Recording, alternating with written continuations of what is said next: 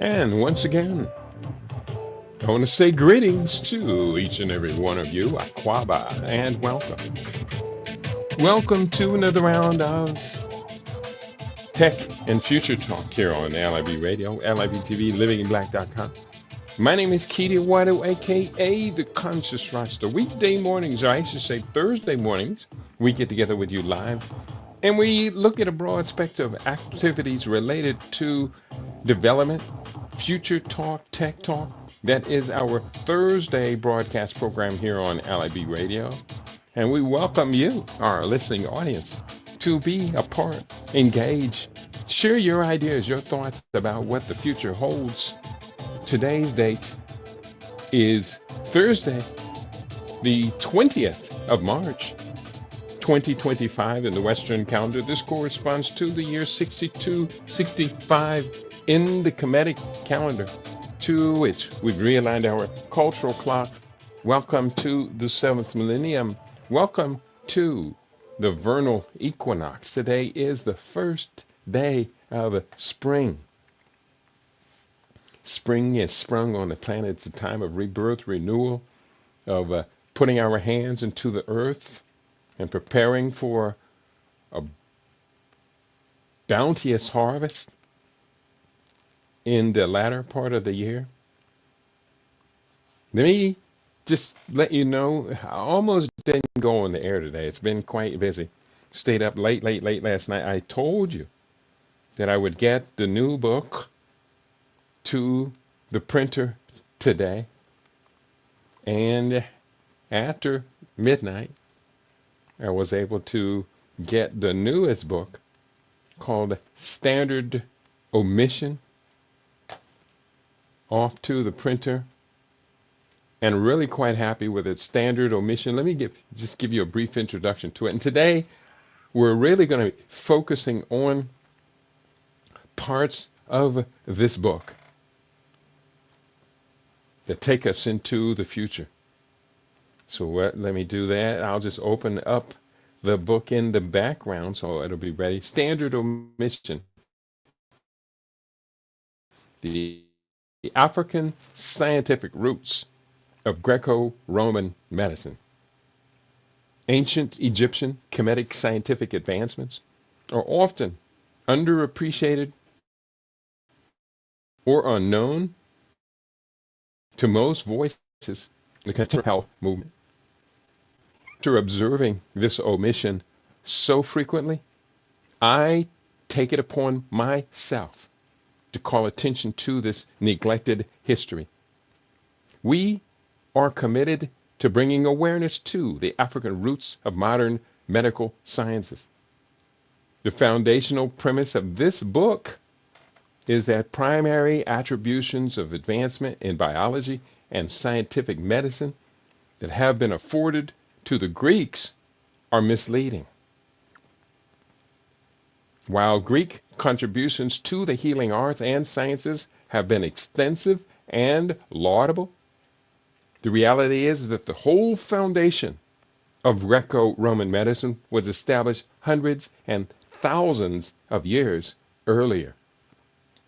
As we highlight the recorded history of the world's earliest physicians, the contributions of Africans to this legacy cannot, will not, shall not be ignored. There is a West African proverb which states, if you follow an elephant through the forest, you will never become entangled and you will never lose your way. We must restore respect for this depth of knowledge of the healing arts to the body of scientific wisdom that emerged from the inhabitants of the Nile Valley more than 22 centuries before Hippocrates.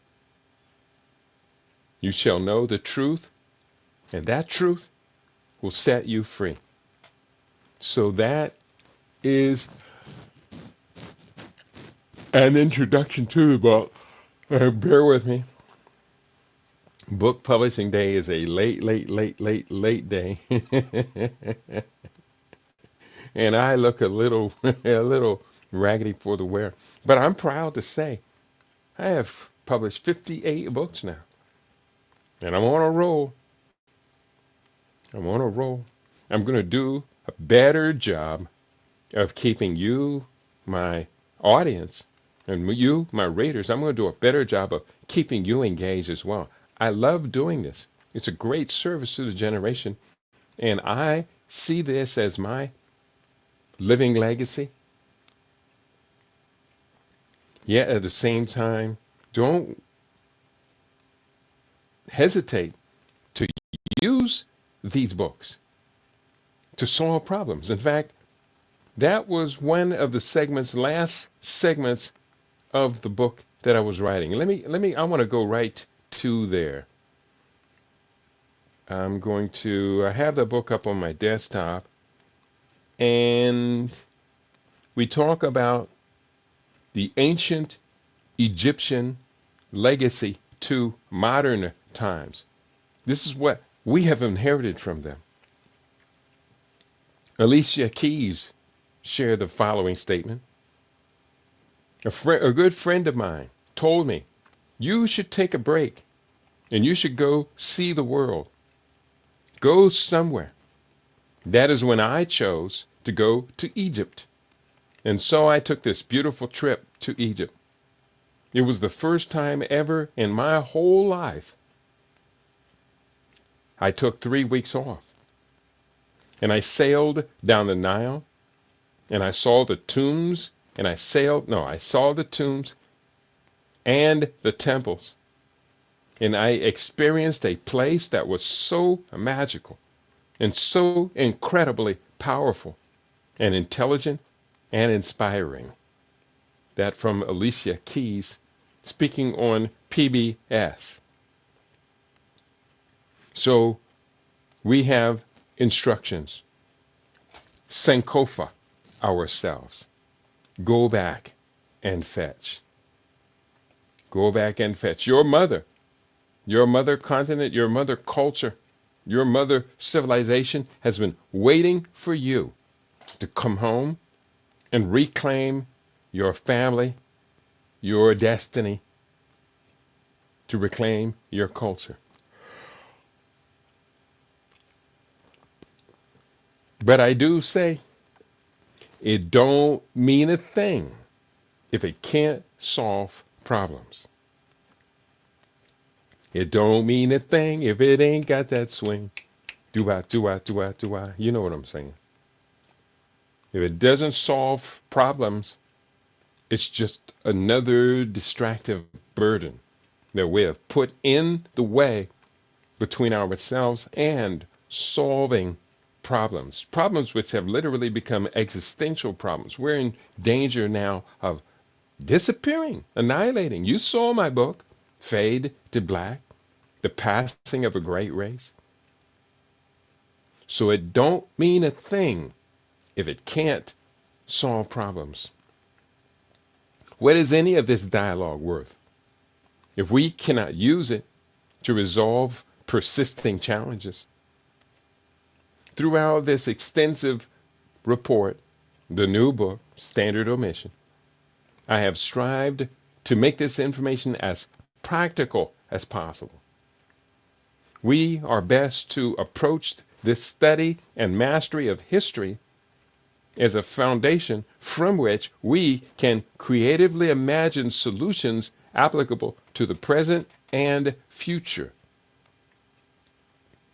As Malcolm X famously said in his historic 1963 speech, Message to the Grassroots, of all our studies, history is best qualified to reward our research. And when you see that you've got problems, all you have to do is examine the historic method used all over the world by others who have problems similar to yours. And once you see how they got theirs straight, then you know how you can get yours straight. Malcolm X, message to the grassroots.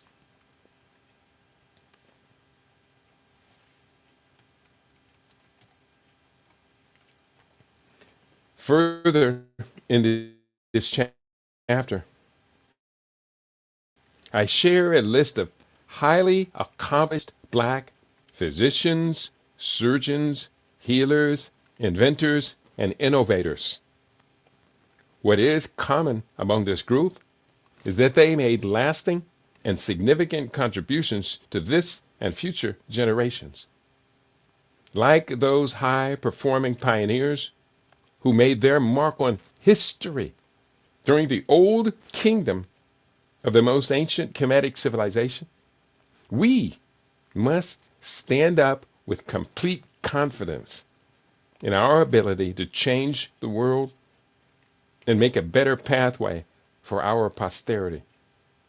To put it directly, if we cannot use what we are learning to solve problems and challenges, then we are perhaps only engaging in, quote, intellectual masturbation, unquote, merely engaging in mind games that don't produce much substance.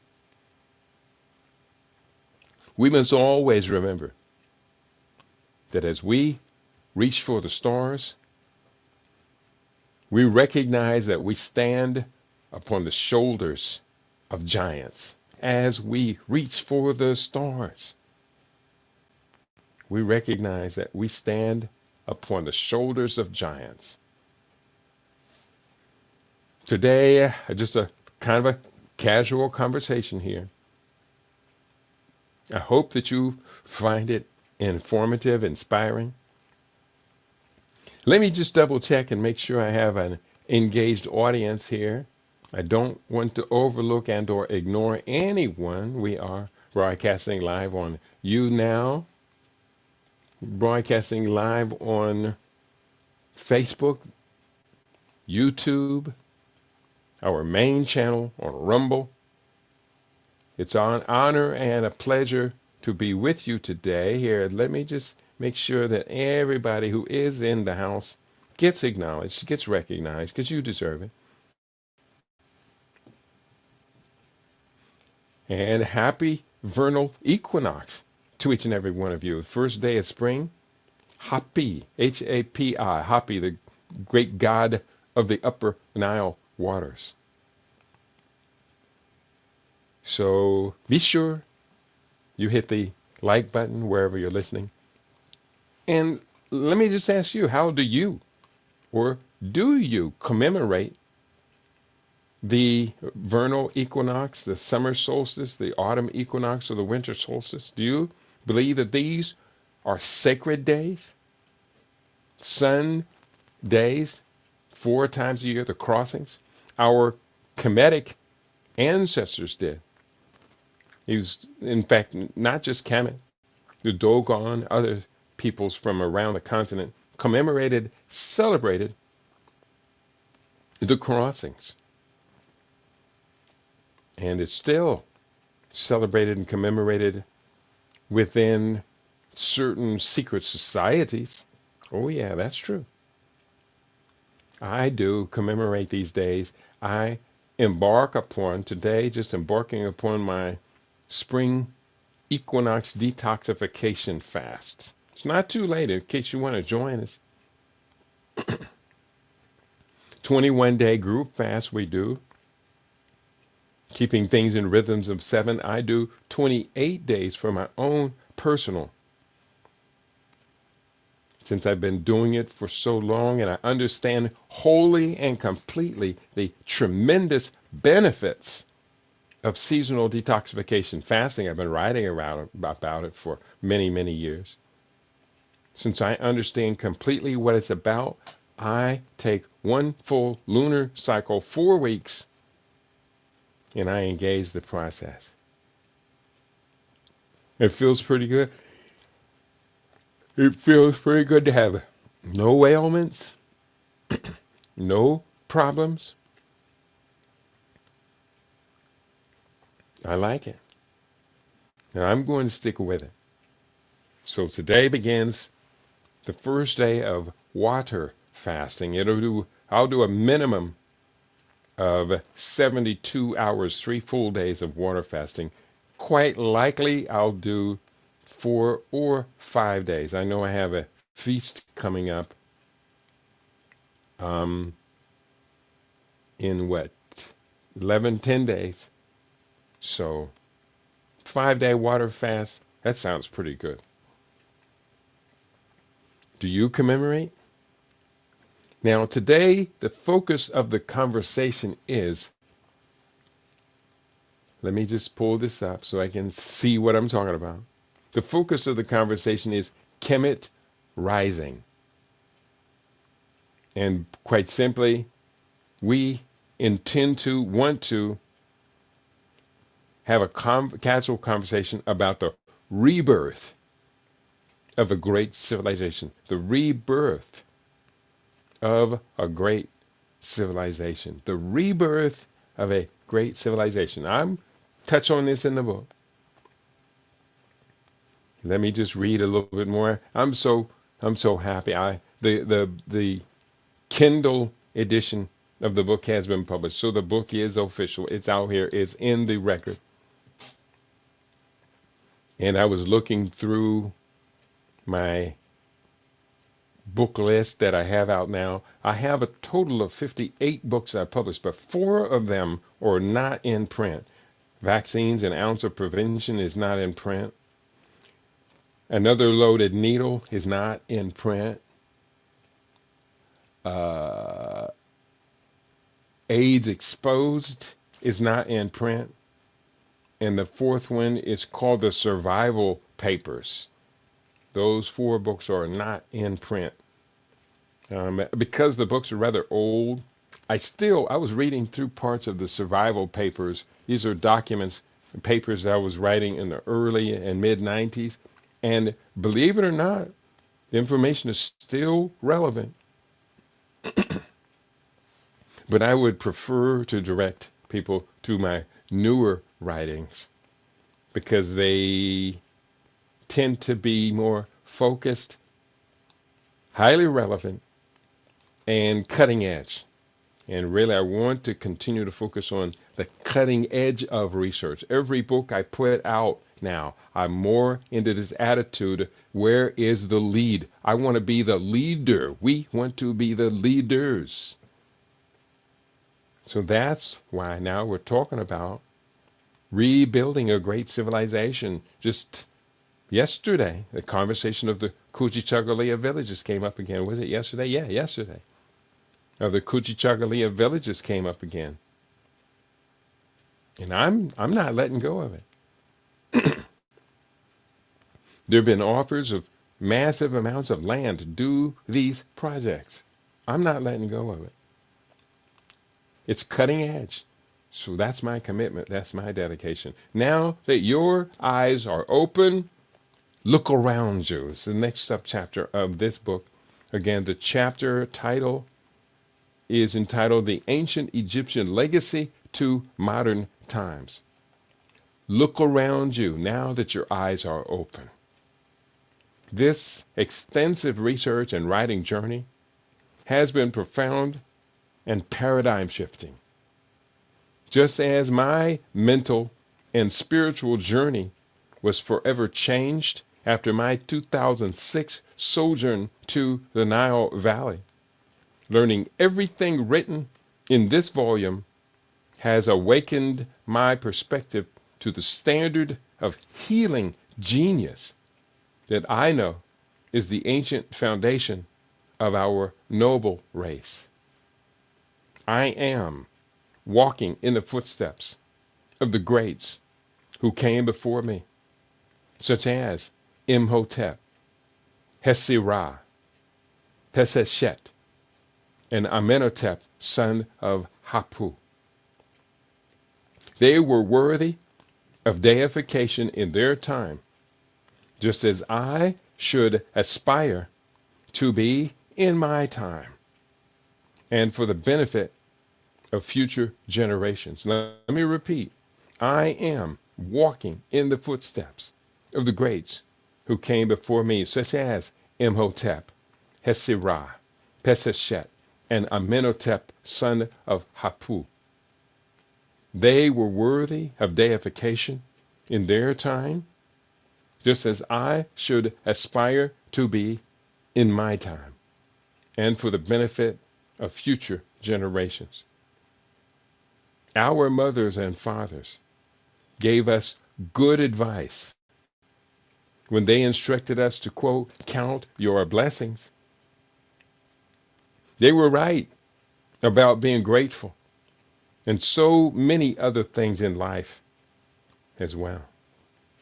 With this effort to publish this research, I have worked diligently to look closely across 5,000 years of African medicinal science history, where I have firmly discovered my place. And I hope that at this point, I trust that you agree that you have so much to remind you of your great legacy and ultimate destiny. So I implore you, listening to me right now, I implore you to contribute to this sacred course reflecting our people's long and brilliant history. Set your goals and then get your goals.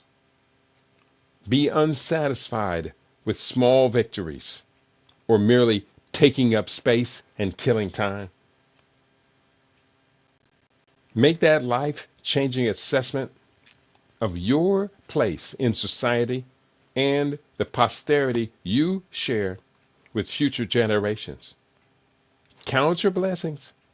Multiply them at least threefold.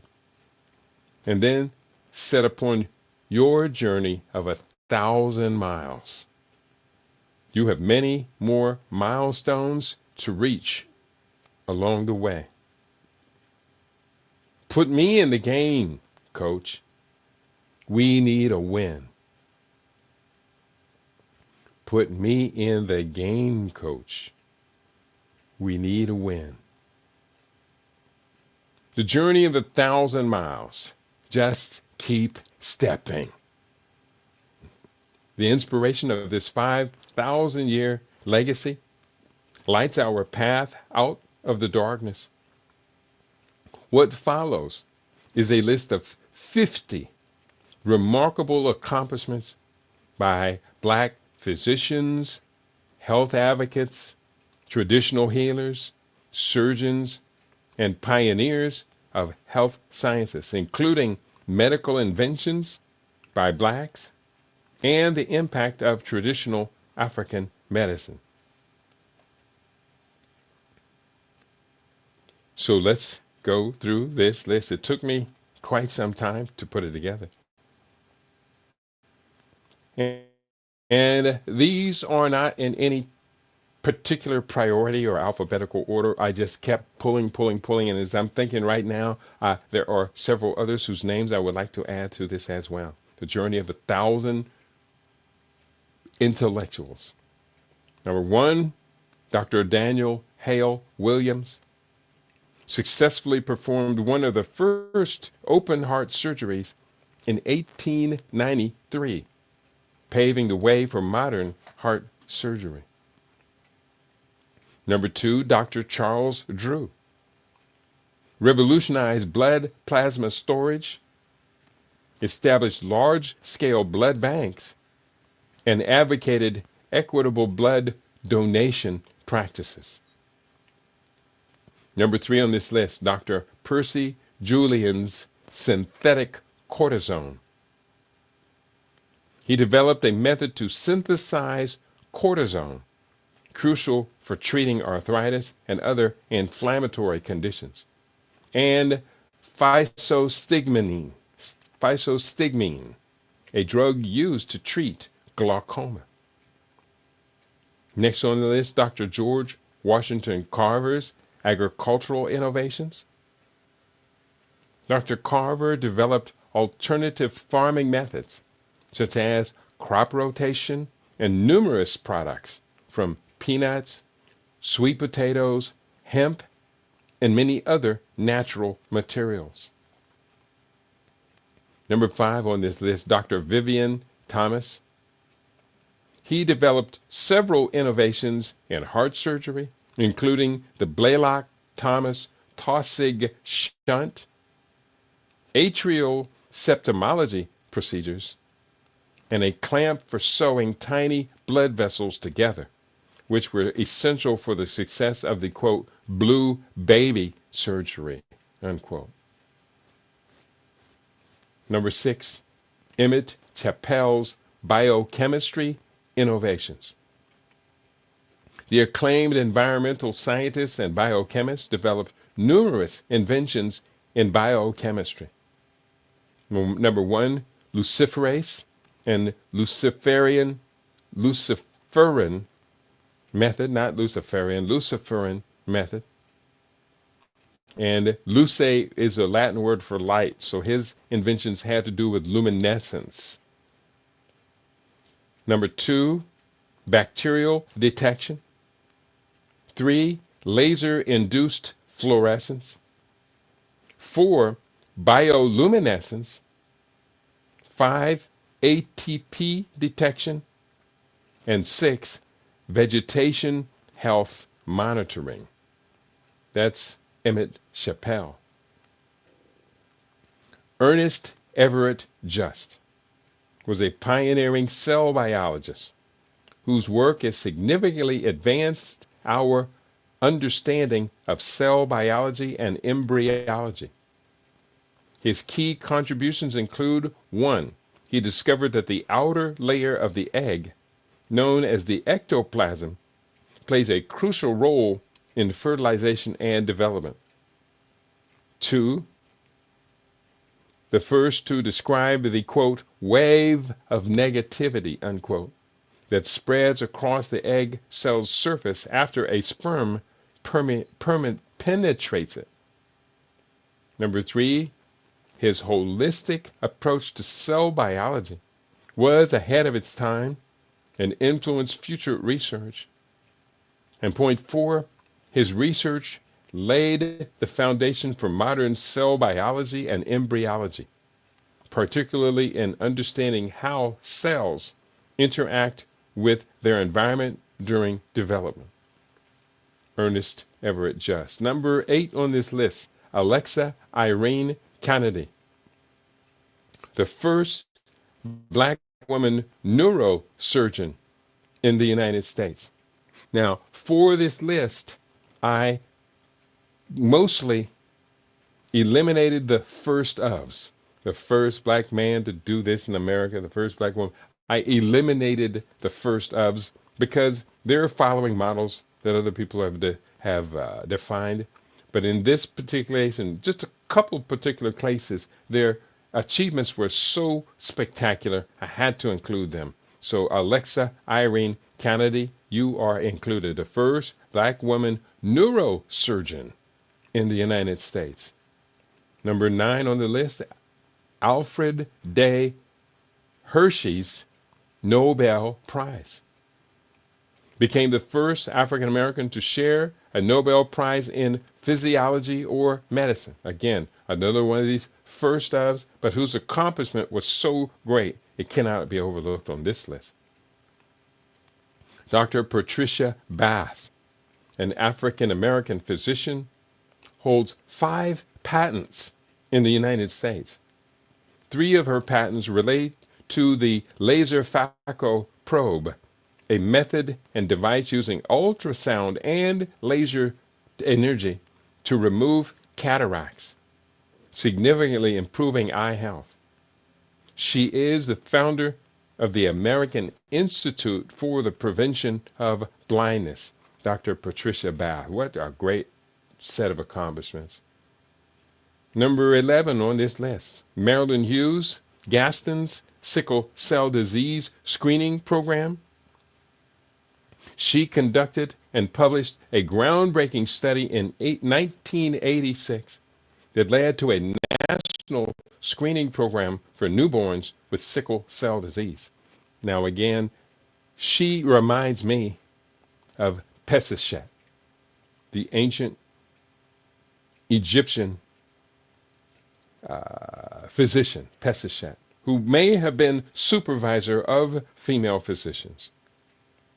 But to be supervisor of the female physicians meant she had to be qualified as a physician herself. Pesichet and her doppelganger, her parallel, Dr. Patricia Bath. Number 11, that was her parallel, Marilyn Hughes Gaston, I should say. Number 12 on the list, Lewis Thompson Wright introduced intradermal smallpox vaccination, a better technique for vaccinating soldiers against deadly diseases. Number 13, Dr. Jane Cook Wright developed groundbreaking chemotherapy techniques for cancer treatment and became an assistant dean and professor of surgery at New York Medical College. As you all know, I'm not a big fan of vaccines or chemotherapy treatments. Nonetheless, her genius not only produced these chemotherapy techniques and treatments, but also she became an associate dean and professor of surgery at New York Medical College. I would definitely say she is standing upon the shoulders of her great ancestors. Dr. Olajide Williams is a neurologist who focuses on reducing stroke disparities, particularly among Black and Latino communities. He developed hip hop public health and co-founded the first mobile stroke unit in the U.S. in New York City. I hope you agree. Dr. Olajide Williams qualifies for this list of the greats who took their inspiration and stood upon the shoulders of giants. We're up to number 15. I'll probably have to truncate this list because it is so long. But I had to let the people know why I do what I do.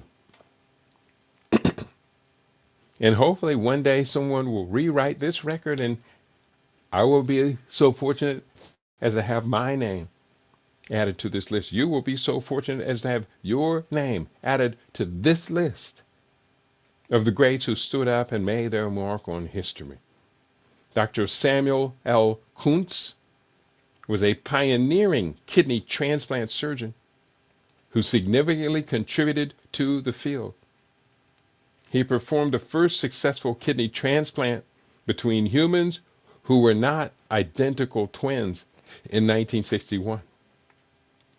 6 years later, he and a team of researchers at the UC San Francisco developed the Belzer kidney perfusion machine prototype, which can preserve kidneys for up to 50 hours after removal from a donor's body, now standard equipment in hospitals and research laboratories worldwide. Dr. Kuntz was committed to improving medical care for underserved minority communities suffering from renal failure.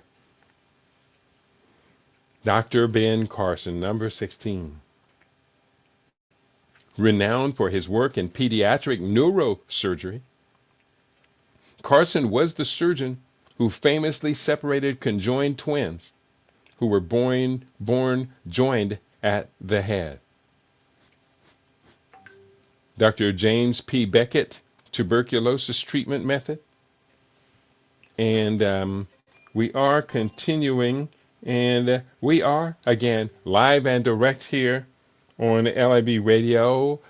We are today just kind of having a casual conversation about Kemet Rising, Tech and Future Talk, and how you and I should take responsibility for building, rebuilding, revitalizing, rejuvenating resilience that now returns us to our historical greatness. This is very important. I'm reading from this chapter.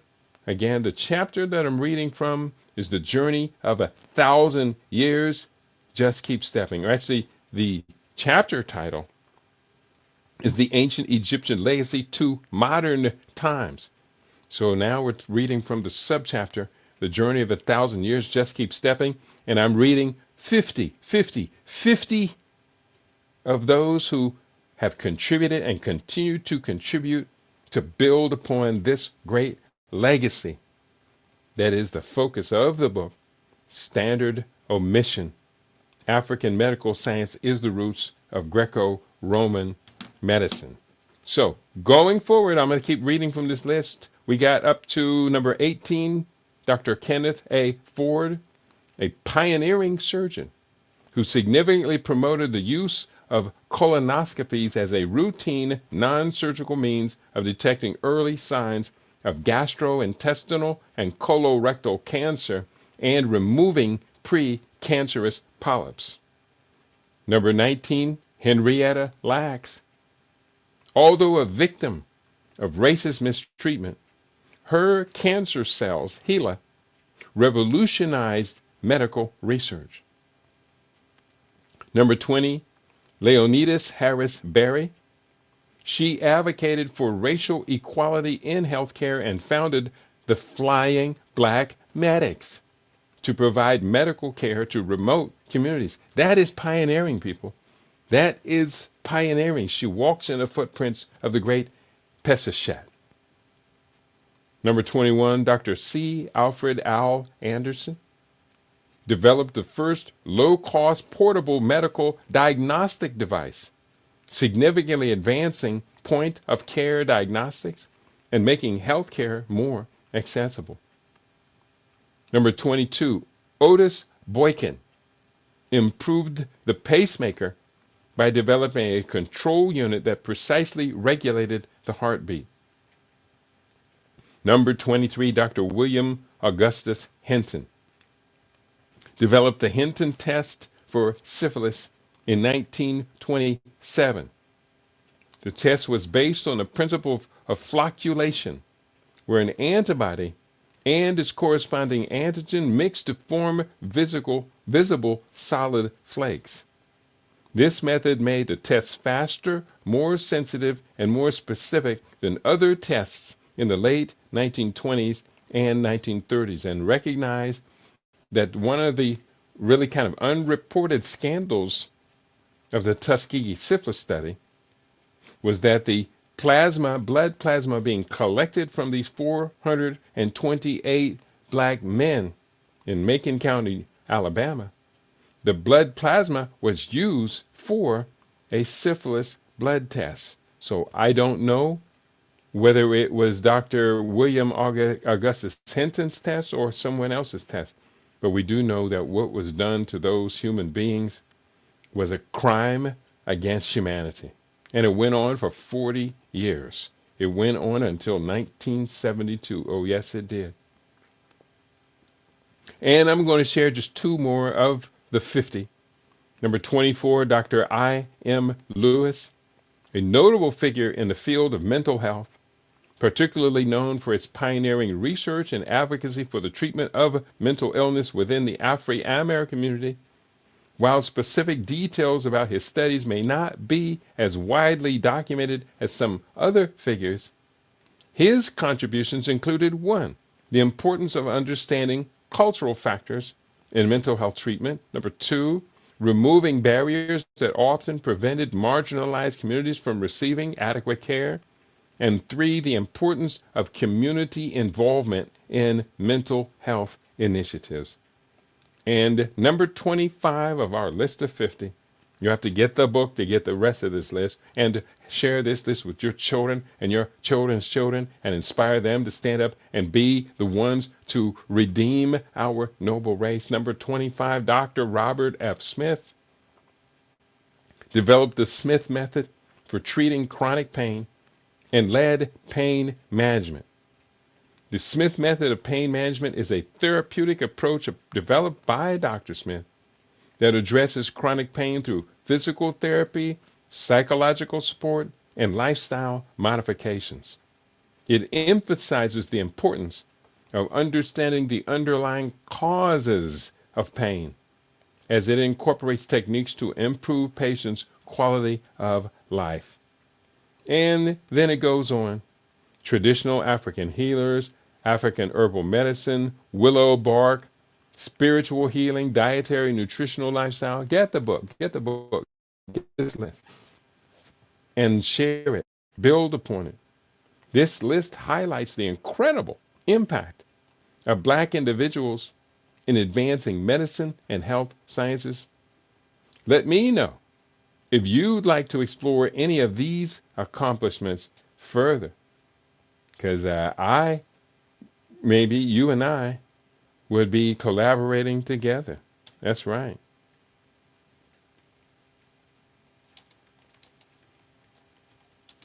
Perhaps we can collaborate together.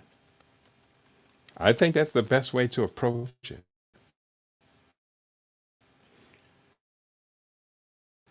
So, from this point, I hope that we all can understand this critical need for everyone on the planet to appreciate the contributions that African pioneers and researchers have made to humanity. Again, as I had mentioned earlier, I'm really kind of exhausted for being up so late last night launching the new book. And I'm very excited, quite excited about my 58th book publication.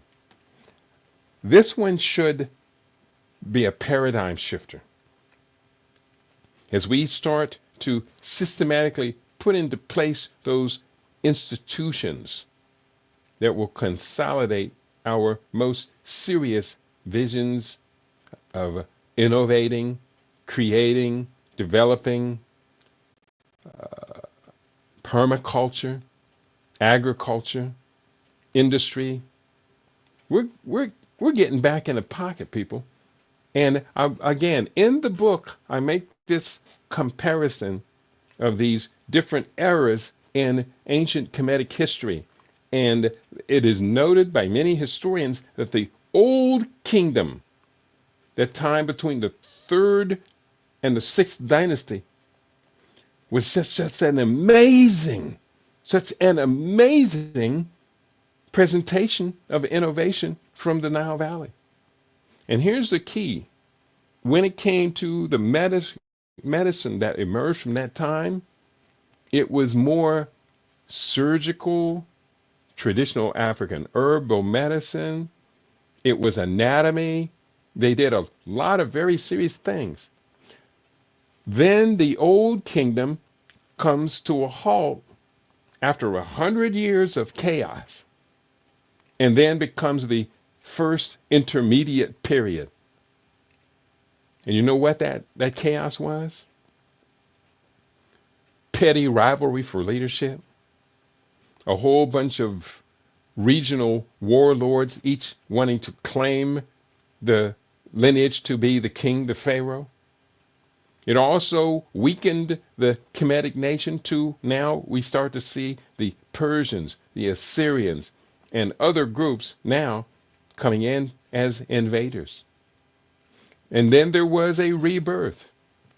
Then there was Tutmos, Tutmos III, who then started reclaiming the great kingdoms, the much greater kingdom and influence. Had to reclaim the African presence in Western Asia, had to reclaim the accomplishments of the Sumerians and all, who had fallen from grace. Sumeria was originally an extension. It wasn't a colony. It was an extension of Nile Valley civilization, Kemetic, Kush, Nubia, all of them. So there was this fall from grace, 100 years of chaos. I almost cussed right there. I'm not going to cuss, but look at what is happening right now to Afri-Amers and to a great extent to our brothers and sisters on the other side of the waters in UK and the European Union. 100 years of us flipping out of our brain, out of our mind. 100 years. And after 100 years, they were left with chaos and lost their dynasties and had to take hundreds of years to recover. It's recovery time now, people. And what I am saying in this book, at the conclusion of this book, is that we have to set upon a course that is going to be at an absolute minimum 100 years, and more likely 500 years of restoration to the great civilization that dominated the world politically and dominated the world insofar as the application of wealth and the wealth for the people. That's why Malcolm X said, of all of our studies, history is most qualified to reward our research. That's why John Henry Clark says history is absolutely valuable as a roadmap for people finding themselves on the timeline of history, but also critically pointing to where they are expecting to go, to paraphrase those two great scholars. History, people, we can't ignore it. Our footprint is all over the planet, not only in the sciences and the medicine and mathematics and culture and sciences of the mind, the body, the spirit, but also our black bodies inhabiting many parts of the world where others came to dominate and said, hey, let's just erase them. Just don't teach that they even existed, let alone significantly impacted the evolution of our civilization, helping us to rise up out of the dust of Neolithic societies or Mesolithic, underdeveloped, under science societies where they had that even after the Enlightenment of the classic Greek civilization, even after the rise of the Romans, Europe sunk into the quote unquote dark ages for 300 years. It was just nasty and pestilent. That's a reality. And then who came to rescue them? Again, the Berbers from northern Africa, crossed the Iberian or crossed the Mediterranean and crossed the what do they call it, the Straits of Gibraltar, and went into Mexico or went into Spain and created a high civilization to help the Europeans raise again. I've been there to Salamanca, Spain, the oldest Catholic temple or Catholic church on European continent is in Salamanca, Spain. I went there. I toured it. And they also have a mosque from about that same time in Salamanca. And when you tour the two sites, one of them is dark and dank and stanky and moist. And the other one has beautiful arches and tile work and breezy air. And it was the African influence through the Berbers, the Muslims who traveled to the Iberian Peninsula. So our footprints are all over. People, you just got to get your confidence back. Today is the first day of the vernal equinox. Part of our confidence was our whole societies celebrated the crossings of the sun, which also celebrated our cosmology and astronomy sciences and spiritual sciences. And we knew that thoroughly cleansing and detoxing the body would reset the whole spirit, the whole energy, reset everything so that we could be now going through the next season renewed, revived, rejuvenated, reimagining everything. People. It's there for us to claim, but we got to show some desire, some will. You are not going to claim your great African brilliance and creative destiny by eating Doritos and drinking light beer. It ain't going to happen. What is going to happen, we're going to continue to see our people getting fatter and sicker and losing our eyesight. We have children now wearing glasses at a rate that's never existed in human civilization, not just because the glasses are available, it's because they're suffering from, what's the condition? Myalgia, I think it's called. That may not be the right word. But it's the, deterioration of our neurological system that feeds the optic nerves. Now in this country, we have a whole generation of baby boomers aging out. Why won't you, baby boomers, with all the knowledge, wisdom, and information you have access to in your lifetime, why won't you try harder to keep yourself healthy? Why won't you try harder to keep yourself healthy?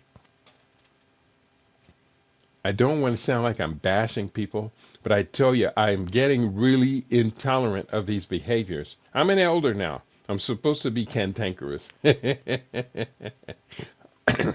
And I'm getting really intolerant of these behaviors. And increasingly, we have to call it out. We have to let the people know that this is unacceptable. Absolutely, positively, beyond the spectrum of a doubt, this is unacceptable. So we do the best we can, always striving to do better. And we're going to do that. We're going to get it right. We're going to get it right. The last chapter of the book is called Appreciating the African Contribution to Natural Health.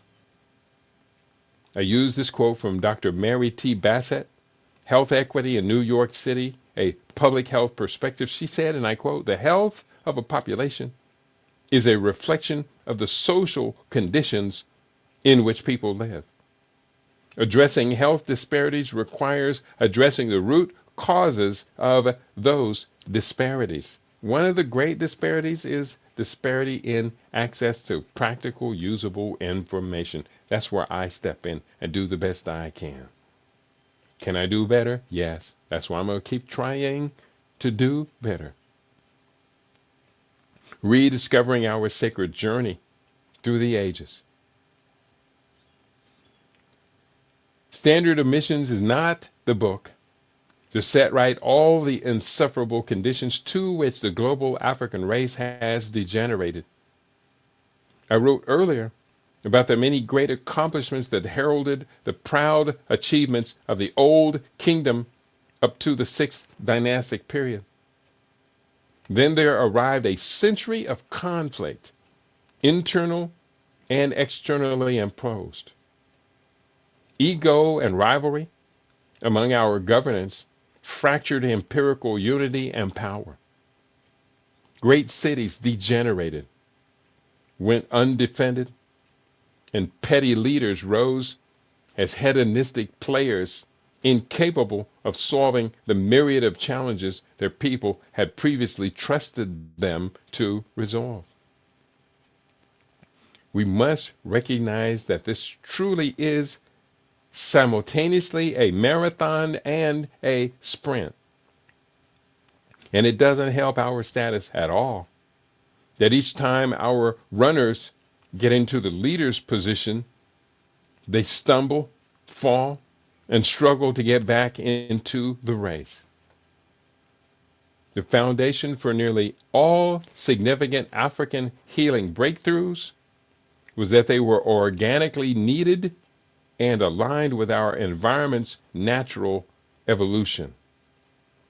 However, today, we have succumbed to the false allure of Western medicine and the lie of, quote, pop a pill to cure your ills, unquote. Too many of us have bought into the lie of the quick, convenient solution that looks quite enticing according to the marketing pitch, but it's too good to be true in the real world. Theoretically, we can do better than this. Realistically, we have had over 5,000 years of instructions and direct demonstrations that we continue to overlook, ignore, and downgrade.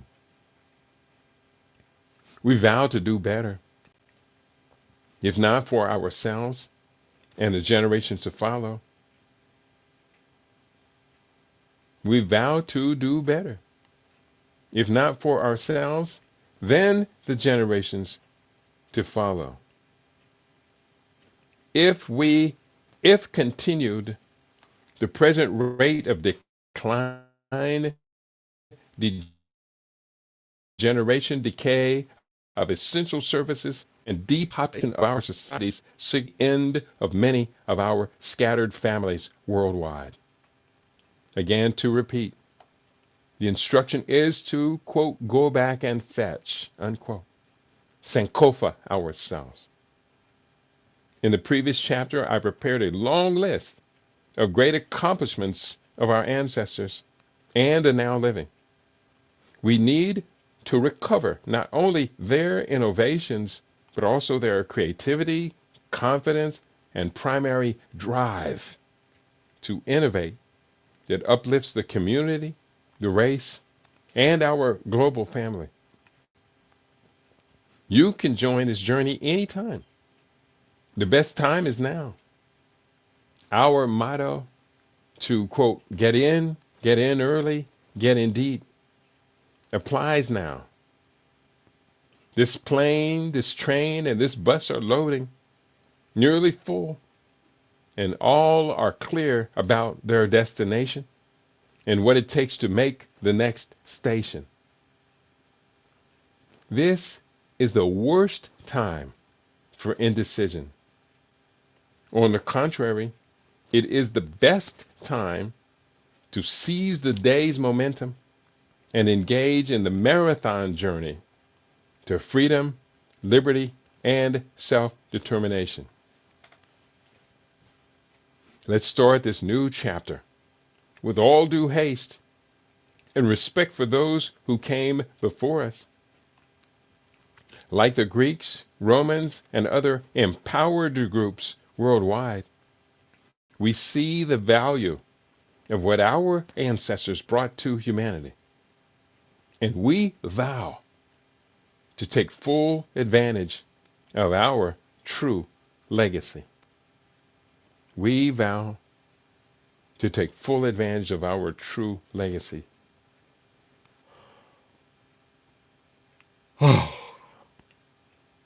On that note, I'm going to wrap it up and remind you, should you decide to make that commitment, and make that commitment with all due determination, let me invite you to come along as we celebrate the season by rejuvenating, renewing our body, our health, detoxifying our internals,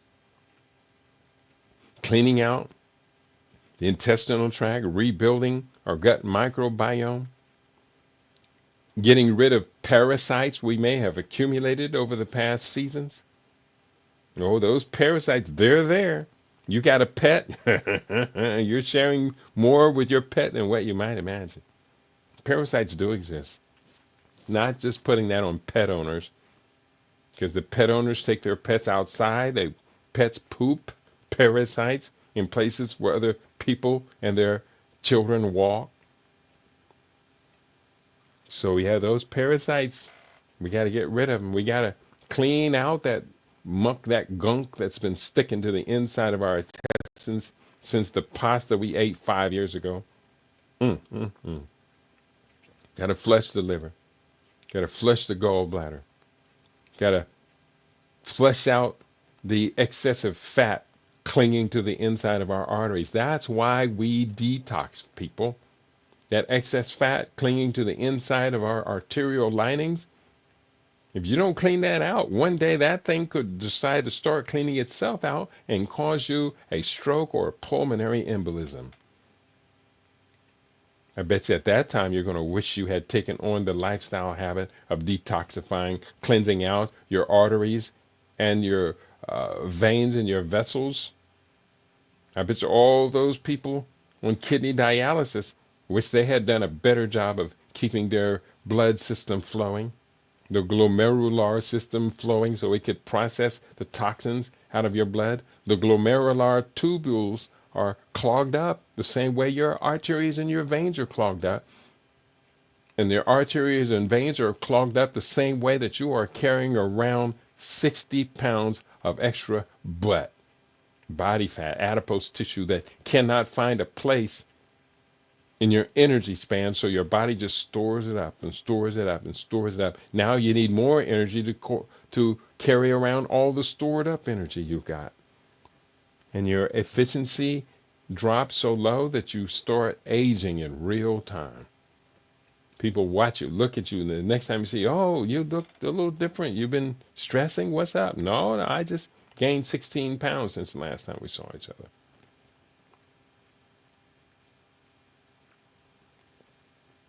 You shall know the truth, and the truth will set you free.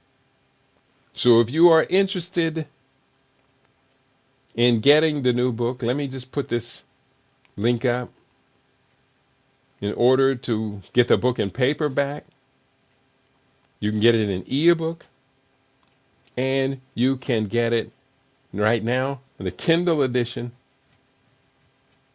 And within a couple of days, it'll be available on Amazon worldwide. You shall know the truth, and the truth will set you free. That's a beautiful thing.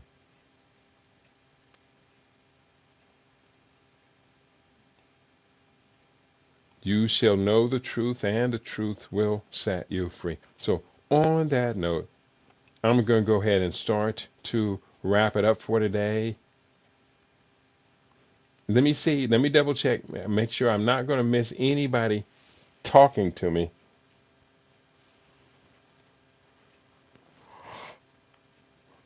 I guess I am going to miss anybody talking to me because ain't nobody talking to me. We're going to do better. I believe we are. I've been wrong before, though.